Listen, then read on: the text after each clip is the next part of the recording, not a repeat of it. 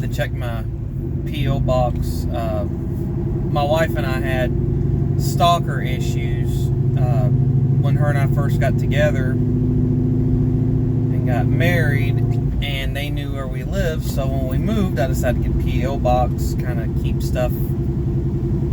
I get as much of my mail sent there as I can. So now I'm on my way home. I'm about 5-10 minutes out. But one of the things I wanted to do, I've been in this vehicle the past few videos I've put up. This is something I've always wanted. I've wanted one of these since I was a kid. A Mustang. Finally got one. Oddly enough, I was looking for an older one. It was funny, my wife and I, she knows I've wanted one for a while. It was always one of the things, when these conditions are met, you can go get one. Okay. Well, this year we managed to meet those conditions. You know, we had the house, affordable house payment. I had gotten me a new daily driver that was reliable, wasn't going to leave me sitting. She got her a mommy mobile that wasn't an antique, and we had money in the bank. So she said, go get one. Okay. One night I was just perusing classified ads on Marketplace and Craigslist and whatnot, and she's like, just go get one. I'm tired of you looking. Oddly enough, everyone that I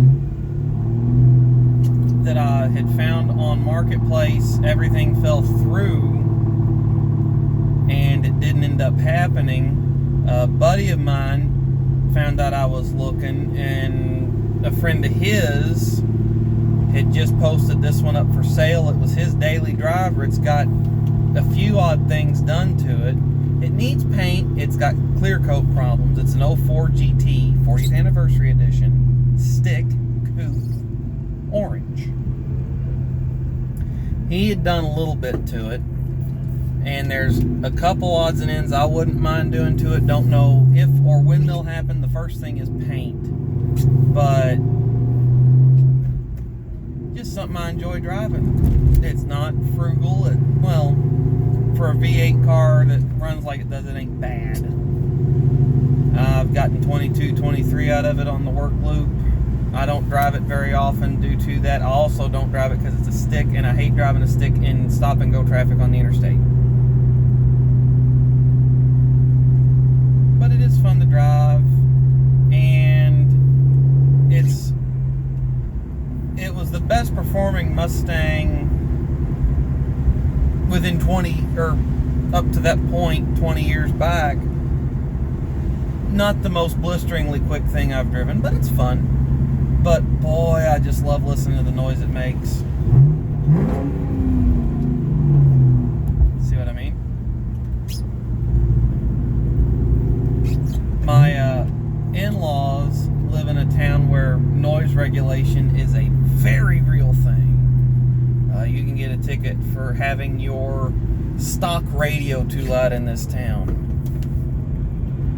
And I had to drive this there the other day, so I had to be super careful. Early shifting, very light throttle applications, but just give this a listen.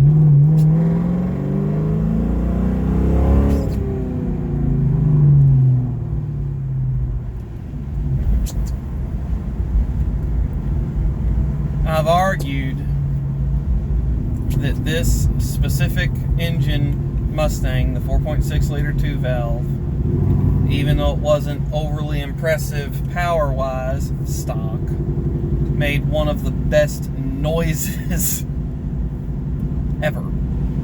Just out of a V8 American muscle car. I just love the noises that these make.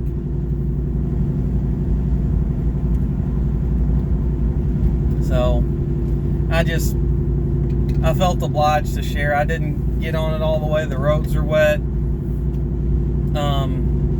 Like I said, this thing has summer performance tires on it. They're not fantastic in the rain, so I didn't wind it all the way out because I would have been going fast. I didn't want to do first gear because I would have been that way somewhere. Found that out that it's a handful in the rain if you get silly. So I'm trying to behave myself. And all this is done on a closed road in Mexico. So, anyway, that's it.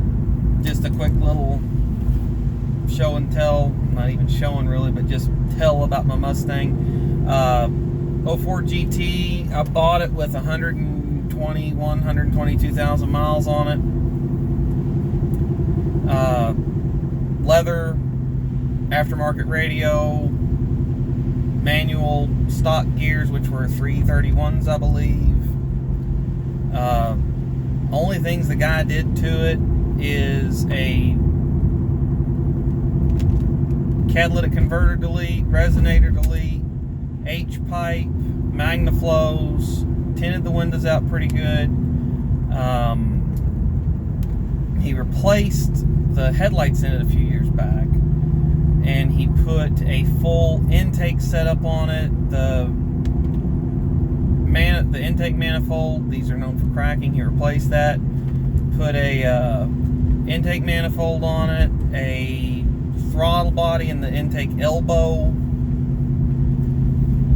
with a bigger throttle body, and a intake. Also, he put underdrive pulleys on it so it spins the power steering pump, AC compressor, and alternator slower than a stock one. So you do pick up a few. It's like in the 2 to 4% horsepower all the way out at peak, because you're not spinning the accessories as fast. I mean, it's not, it might even be less than that. It's not much. And a little bit more efficiency just cruising, because you're not spinning the accessories as fast. But the AC system in the Mustang is frigid. You can't, I've had this car out when it was 90, and you can't leave it turn full blast. It will freeze your nose. So I'm considering, after I get it, I want to get it painted because it looks like crap right now. But it's a solid car. Mechanically, there's a set of cylinder heads, trick flow, twisted wedge heads that I would love to put on this thing. You put those heads and a cam in it with the mods already done to it. I could be knocking on Coyote levels of horsepower, stock Coyote albeit, but Coyote levels of horsepower. And in a car that's 400 pounds lighter than the Gen 1 Coyote, I would surprise a lot of people if I ever decided to race the thing on a strip. Or the red light derby in Mexico. So, anyway, right now, it's just a fun weekend cruiser. I never want it to be a trailer queen. I never want it to be something that I can't just get a wild hair and say, I'm driving it today. You know, I get that it's a rear-wheel drive sports car, but, you know, if the roads aren't snowy, I don't want it to be something that's so unmanageable and so unforgiving in daily driving situations that I can't just decide to drive my car. Because I love the feeling of rowing my own gears. I enjoy the noise that it makes. I enjoy the smile it puts on my face when I get on an interstate on-ramp and plant the accelerator pedal and rip through the gears.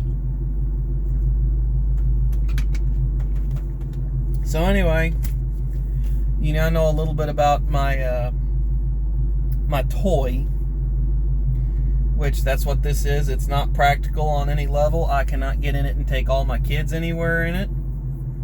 So they've all had to have turns riding in it. Mustangs have no rear leg room, and they're kind of cramped in the front. I'll try to kick some light on here. Yeah, see, there's the rear seat right here. I'm going to see if I can get where you can see this. There's the rear seat.